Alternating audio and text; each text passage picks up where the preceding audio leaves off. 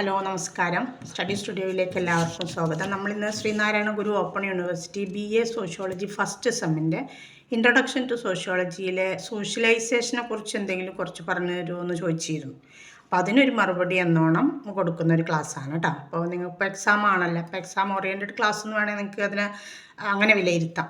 Okay, അപ്പോൾ ക്ലാസ്സിലേക്ക് പോകുന്നതിന് മുമ്പ് ചാനൽ ആദ്യമായിട്ടാണ് കാണുന്നതെങ്കിൽ സബ്സ്ക്രൈബ് ചെയ്യുക, ഷെയർ ചെയ്യുക, നിങ്ങളുടെ കമൻറ്റുകൾ എഴുതി അറിയിക്കുക. നോട്ട്സ് ആവശ്യമുള്ളവർ ഫസ്റ്റ് സെമ്മിൻ്റെ മുന്നേ വീഡിയോയിൽ കൊടുത്തിട്ടുള്ള നമ്പറിൽ നിങ്ങൾ വാട്സാപ്പിൽ വന്നാൽ നോട്ട്സ് പെയ്ഡ് നോട്ട്സ് ആവശ്യമുള്ളവർക്ക് തരും കേട്ടോ. അപ്പോൾ നോക്കാം, ആദ്യം എന്താണ് സോഷ്യലൈസേഷൻ എന്നാണ് അതിൽ വരുന്നത്. സോഷ്യലൈസേഷൻ്റെ ആ ഒരു യൂണിറ്റിൽ എന്ന് പറയുമ്പോൾ ബ്ലോക്ക് 5 രണ്ടാമത്തെ യൂണിറ്റിലാണ് അത് വരുന്നത്. അപ്പോൾ സോഷ്യലൈസേഷൻ എന്ന് പറഞ്ഞാൽ ഒരു ഒറ്റപ്പെട്ട വ്യക്തിയെ ഒരു സമൂഹത്തിൻ്റെ ഭാഗമാക്കി മാറ്റുന്ന പ്രക്രിയയാണ് എന്ത് സോഷ്യലൈസേഷൻ എന്ന് പറയുന്നത്. അപ്പോൾ സാമ്യവൽക്കരണ പ്രക്രിയയിലൂടെ ഒരു വ്യക്തി സമൂഹത്തിൻ്റെ സജീവ പങ്കാളിയും ഉത്തരവാദിത്തമുള്ളൊരു പൗരനുമായിട്ട് മാറും എന്നാണ് പറയുന്നത്.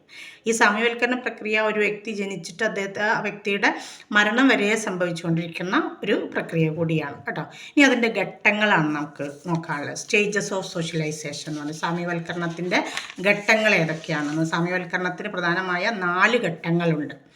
അതിൽ ഒന്നാമത്തത് ഓറൽ സ്റ്റേജാണ്, വാമൊഴി ഘട്ടം. രണ്ടാമത്തത് അനൽ സ്റ്റേജ് എന്ന് പറയും, മലദ്വാര ഘട്ടം എന്ന് പറയും. മൂന്നാമത്തത് ഈഡിപ്പൽ സ്റ്റേജ്, ഓയഡിപ്പൽ സ്റ്റേജ് എന്ന് ഇംഗ്ലീഷിൽ പറയാം.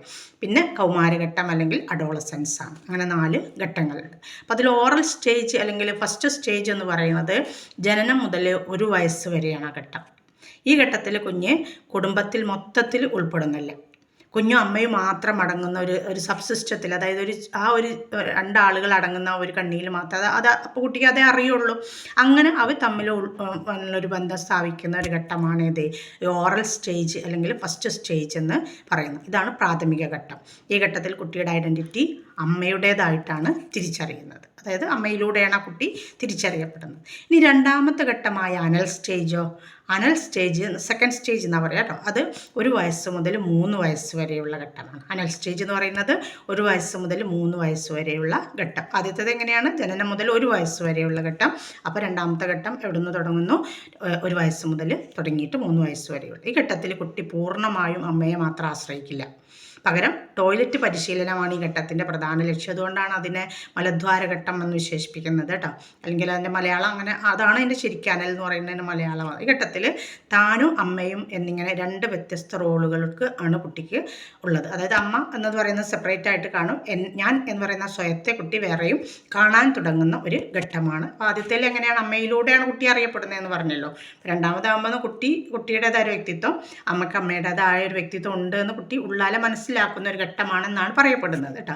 അതാണ് ഇത് അനൽ സ്റ്റേജ് എന്ന് പറയുക. അതായത് ശരിയായ പ്രവൃത്തികളെ അഭിനന്ദിക്കാനും തെറ്റായവർക്ക് ശിക്ഷ കൊടുക്കാനും കുട്ടി തയ്യാറാകുന്ന, ശിക്ഷ എന്ന് പറഞ്ഞാൽ കുട്ടിയുടെ പ്രായത്തിൽ വെച്ചിട്ട് ശിക്ഷ കൊടുക്കാനും കുട്ടി തയ്യാറാകുന്ന ഒരു ഘട്ടമാണ് എന്നാണ് പറയുന്നത്. ഇത് അനൽ സ്റ്റേജ്.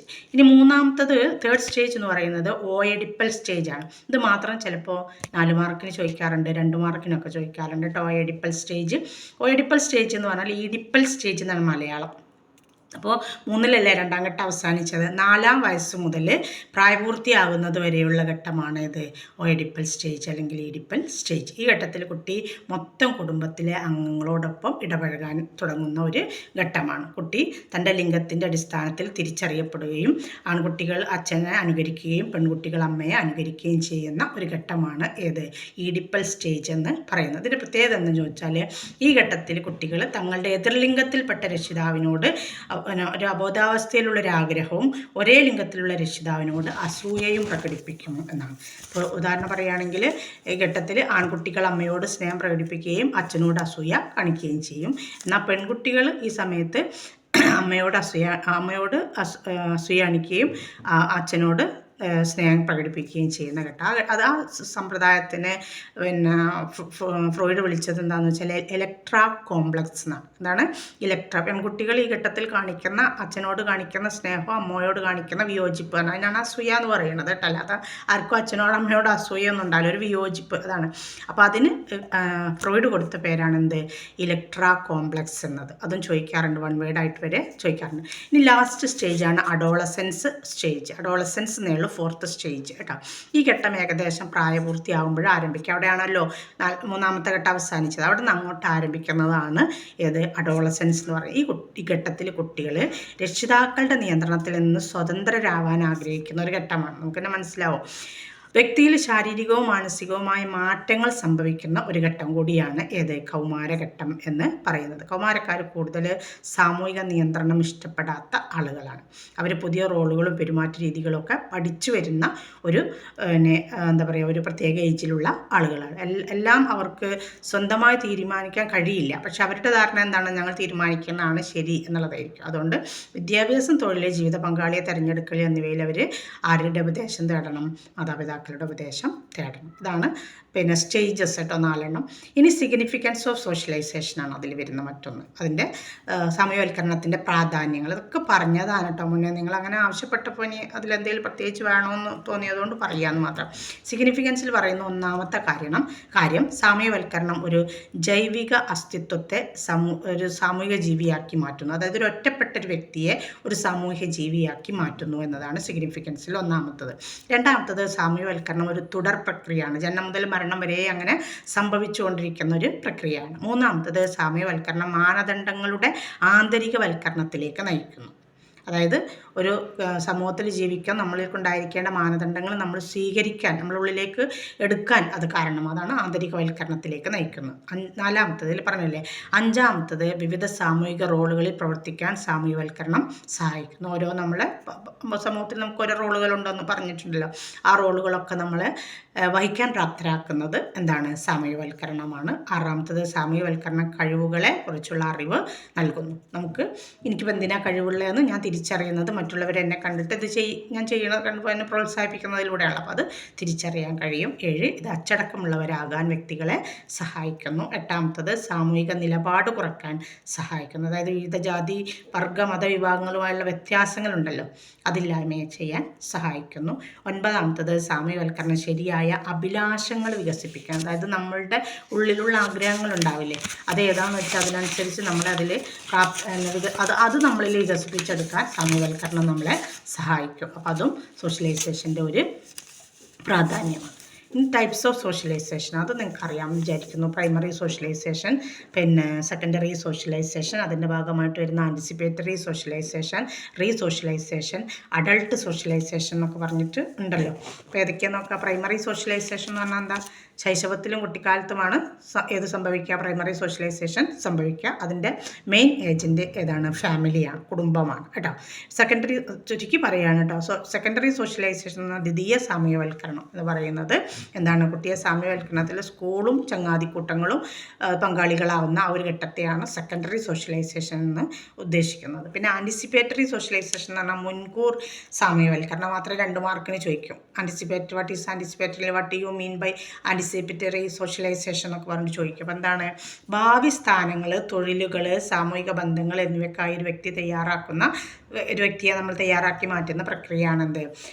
ആൻറ്റിസിപ്പേറ്ററി സാമൂഹ്യവൽക്കരണം എന്ന് പറയുന്നത്. അപ്പോൾ ഒരു ഗ്രൂപ്പിൽ ചേരാനുള്ള ഒരു വ്യക്തിയുടെ ആഗ്രഹത്തിൽ നിന്നാണ് ഈ ആൻറ്റിസിപ്പേറ്ററി സോഷ്യലൈസേഷൻ രൂപപ്പെടുന്നത് തന്നെ. ഒരു വ്യക്തി മറ്റൊരു ഗ്രൂപ്പിൻ്റെ മൂല്യങ്ങളും മാനദണ്ഡങ്ങളും പെരുമാറ്റ രീതികളും അനുകരിക്കാൻ തുടങ്ങും. അതിലംഗമാവാൻ വേണ്ടിയിട്ട് അത് അനുകരിക്കാൻ തുടങ്ങുമ്പോൾ അതിൽ അംഗമാവണമെന്ന് ആഗ്രഹിച്ചുകൊണ്ട് ചെയ്യുകയാണെങ്കിൽ അത് ഒരു ആൻറ്റിസിപ്പേറ്ററി സോഷ്യലൈസേഷനാണ്. സാമൂഹ്യവൽക്കരണ ശാസ്ത്രജ്ഞനായ റോബർട്ട് കെ മർട്ടനാണ് ഈ സാമൂഹ്യവൽക്കരണം ആദ്യമായിട്ട് നിർവചിച്ചത്. ഏത്? ആൻറ്റിസിപ്പേറ്ററി സോഷ്യലൈസേഷൻ ആദ്യമായിട്ട് നിർവചിച്ചത്. ഇനി റീസോഷ്യലൈസേഷൻ എന്നാലോ, പുനർസാമൂഹ്യവൽക്കരണം എന്ന് പറഞ്ഞാലോ, നമ്മളിൽ മുൻകാലത്ത് കുറേ വേണ്ടാത്ത സ്വഭാവങ്ങളുണ്ടായിരുന്നു. നമ്മൾ ചിലപ്പോൾ കുറ്റവാളികളായിട്ട് നമ്മളെ പിടിപ്പിക്കപ്പെടുകയൊക്കെ ചെയ്തേക്കാം. പക്ഷേ പിന്നെ എന്തായി? നമ്മൾ അവിടെ നിന്ന് വന്നതിന് ശേഷം നമ്മൾ നമ്മുടെ സ്വഭാവത്തിൽ മാറ്റം വരുത്തിയിട്ട് നമ്മളെ ഒന്ന് പുതുക്കാൻ നമ്മൾ തയ്യാറാവുകയാണെങ്കിൽ അതാണ് എന്ത്? പുനർ സോഷ്യലൈസേഷൻ എന്നതുകൊണ്ട്. ഇപ്പോൾ ജയിലിൽ നിന്ന് പുറത്ത് വന്നൊരു വ്യക്തിയെ നമ്മൾ വീണ്ടും തെറ്റിലേക്ക് വിടില്ലല്ലോ. അയാളെ നമ്മൾ തിരുത്തി നന്നാക്കിയെടുക്കാൻ ശ്രമിക്കണം. എന്നിട്ട് അയാൾ നന്നാവുകയാണെങ്കിൽ അതെന്താണ്? അത് പുനർ സോഷ്യലൈസേഷനാണ്, റീസോഷ്യലൈസേഷനാണ്. ഇനി അഡൾട്ട് സോഷ്യലൈസേഷൻ എന്ന് പറഞ്ഞാൽ എന്താണ്? വ്യക്തികളുടെ ആവശ്യങ്ങളും ആഗ്രഹങ്ങളുമായി ബന്ധപ്പെട്ട ഒന്നാണ് എന്ത്? അഡൾട്ട് സോഷ്യലൈസേഷൻ എന്ന് പറയുന്നത്. അപ്പോൾ മുതിർന്നവർ ജീവിത സാഹചര്യങ്ങളുമായിട്ട് ഇപ്പോൾ കുറേ പ്രായമായി കഴിഞ്ഞാൽ നമ്മൾ എന്ത് ചെയ്യുന്നു, ആര് സംസാരിക്കാനല്ലോ ഒറ്റപ്പെട്ടു പോകുകയാണെങ്കിൽ നമ്മൾ ഈ സോഷ്യൽ മീഡിയാസിനൊക്കെ ആശ്രയിച്ച് നമ്മൾ അതിൽ പങ്കാളികളായിട്ട് അതിലുള്ള കാര്യങ്ങളും കണ്ട് അങ്ങനെ ജീവിക്കുകയാണെങ്കിൽ അതൊക്കെ എന്താണ്, നമ്മുടെ മറ്റൊരു തരത്തിലുള്ള സോഷ്യലൈസേഷനാണ്. അപ്പോൾ അത് അഡൾട്ട് സോഷ്യലൈസേഷനിൽ വരുന്ന ഒന്നാണ് കേട്ടോ. അപ്പോൾ ഇതൊക്കെയാണ് പ്രധാനപ്പെട്ട socialisation types. Primary, secondary, anticipatory, പിന്നെ റീസോഷ്യലൈസേഷൻ, പിന്നെ അഡൾട്ട് സോഷ്യലൈസേഷൻ, 5 കേട്ടോ. ഇനി ഏജൻസീസ് ഓഫ് സോഷ്യലൈസേഷൻ ഉണ്ട്. അതിലൊന്നാമത്തത് ഫാമിലിയാണ്, പറഞ്ഞല്ലോ നമ്മൾ പ്രൈമറിയിൽ പറഞ്ഞത് തന്നെ. രണ്ടാമത്തത് സ്കൂളുകളാണ്. മൂന്നാമത്തത് പിയർ ഗ്രൂപ്പ്സ് എന്ന് പറഞ്ഞാൽ സമപ്രായക്കാരുടെ ഗ്രൂപ്പുകൾ, ഒരേ ഗ്രൂപ്പ് പ്രായത്തിൽപ്പെട്ട ആളുകളുടെ ഗ്രൂപ്പുകൾ. പിന്നെ റിലീജിയസ് ഇൻസ്റ്റിറ്റ്യൂഷൻസ്, മതസ്ഥാപനങ്ങൾ. അഞ്ചാമത്തത് ലോസ്, നിയമങ്ങൾ, രാഷ്ട്രത്തിൻ്റെ നിയമങ്ങൾ. പിന്നെ മീഡിയാസ്, സാമൂഹിക മാധ്യമങ്ങൾ. മാത്രം ചോദിക്കും, സാമൂഹ്യ മാധ്യമങ്ങളുടെ പങ്ക് പിന്നെ സോഷ്യലൈസേഷനിൽ എന്താണ് എന്നൊക്കെ ചോദിച്ചിട്ട് റോൾ ഓഫ് മീഡിയാസ് എന്ന് പറഞ്ഞിട്ട് അങ്ങനെ ചോദിക്കും കേട്ടോ. ഇതാണ് സോഷ്യലൈസേഷനിൽ നമ്മൾ പ്രധാനമായിട്ട് പഠിക്കാനുള്ള കാര്യങ്ങൾ കേട്ടോ. അത്രയും നന്നായിട്ട് പഠിക്കാം. ഈ ഡൗട്ടുകളൊക്കെ ഉണ്ടെങ്കിൽ നിങ്ങൾ കമൻറ്റിലൂടെ എങ്ങനെയെങ്കിലും ചോദിച്ചാൽ നമുക്ക് അറിയുന്നതാണെങ്കിൽ വീഡിയോ ചെയ്തിട്ടോ അല്ലെങ്കിൽ അതിന് മറുപടി ആയിട്ടൊക്കെ തരുന്നതായിരിക്കും. അത് ചെറിയൊരു വീഡിയോ ആയിപ്പോയി, എന്നാലും കാര്യങ്ങൾ കിട്ടിയിട്ടുണ്ടാവുമെന്ന് വിചാരിക്കുന്നു. Okay, thanks.